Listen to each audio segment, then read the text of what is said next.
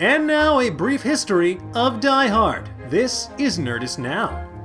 Happy holidays, dear viewer. Today is Christmas Eve, and if you're watching this after Christmas Eve, it's an entirely different day, and I hope you did get those socks that you wanted. As is tradition in so many homes this time of year, Die Hard has probably graced your television screen or your phone in all of its explosive glory. As a way to honor the McClane family, we thought we'd do a condensed deep dive into the creation of this holiday classic that forever changed action movies. Directed by John McTiernan, Die Hard was released on July 15th, 1988. McTiernan, who directed Predator right beforehand, went on to direct The Hunt for Red October, The Last Action Hero, and of course Die Hard with a Vengeance. Now, getting McTiernan on board for this project actually took a lot of convincing by producer Joel Silver, because in McTiernan's own words, he doesn't like terrorists, which I don't think anybody does, but moving on.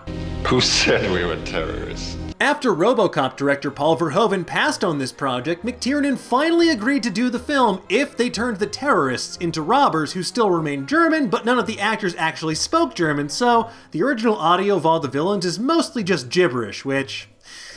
not sehr gut. The screenplay for the movie was written by Jeb Stewart, a young tennis pro turned screenwriter, and the script was adapted from the 1979 action novel Nothing Lasts Forever, written by Roderick Thorpe. This book was a follow-up to his 1968 novel The Detective, which was turned into a film vehicle for Frank Sinatra, starring as the titular detective. Now, this novel was actually inspired by the 1974 film The Towering Inferno, which led to Thorpe dreaming about a man being chased through a skyscraper by armed thugs. However, one of the biggest reasons Nothing Lasts Forever was actually written is because Sinatra wanted another movie based on a Thorpe novel in which to star. However, by the time producers actually got around to making Nothing Lasts Forever into a movie, what would become Die Hard, Sinatra turned down the role because he said he was, quote, too old and too rich to act anymore, end quote, which is just great. So the role was then offered to Arnold Schwarzenegger, Sylvester Stallone, and Al Pacino before it eventually made its way all the way down the list to Bruce Willis, who at the time was known for two things: his role on the comedy television series Moonlighting and a Seagram's wine cooler commercial. Willis wound up getting paid $5 million for this part, which at the time was one of the biggest paychecks for an actor, especially one going from TV to film.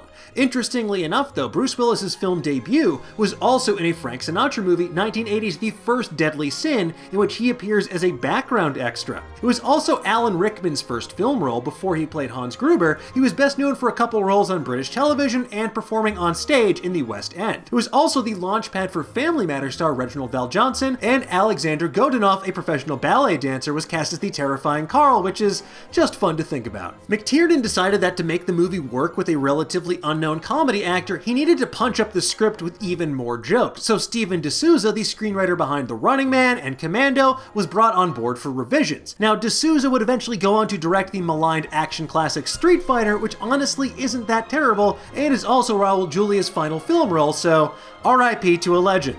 Of course! Dutch-born cinematographer Jan de Bont was also brought onto this film, who 7 years prior was busy being scalped by a lion on the set of the Noel Marshall movie Roar, a truly bonkers film that almost claimed the life of the man who one day went on to direct Speed and Twister, so thank goodness for that. Filmed on location in Los Angeles, Die Hard used the 34-story tall Fox Plaza building as its Nakatomi Plaza. They changed it from the Claxon Oil Company as was originally written in the Thorpe novel, as well as the protagonist, who was changed from being 60 years old to being in his 30s. Now, people were actually working in this building during production. They were just trying to go about their day-to-day business. Meanwhile, Bruce Willis is a couple floors above them just firing off blanks all willy-nilly. Now, the production was also using louder than normal blanks, which led to Willis going partially deaf in one ear during the scene where he shoots Marco through the table. Now, as a shock to no one who knows Los Angeles, the surrounding Century City neighborhood did not enjoy the sounds of gunfire and police sirens happening at all hours of the night. They did everything they could to get the movie shut down, and that became a huge problem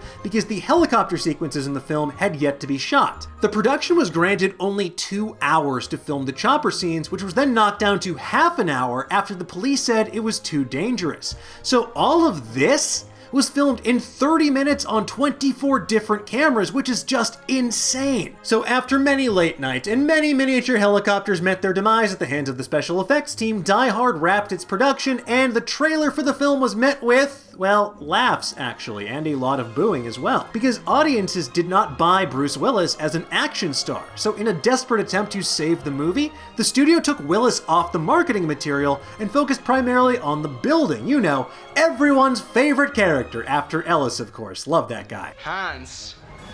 Bobby. Willis was eventually put back on the poster after the movie dominated at the box office, making $83 million, which is basically $183 million by today's standards. It cemented itself not only as a Christmas classic, but as a film that's been replicated hundreds of times but never matched. Air Force One, The Rock, Sudden Death, Paul Blart, none of these movies would exist without Die Hard. So go ahead, put on your sweatpants, pour yourself a glass of nog, and make fists with your toes while you toss on this classic to put you in the right headspace while you wait for Saint Nick to break and enter into your home. That's right, Jolly Man. No more cookies, only combat. Ho, ho, ho.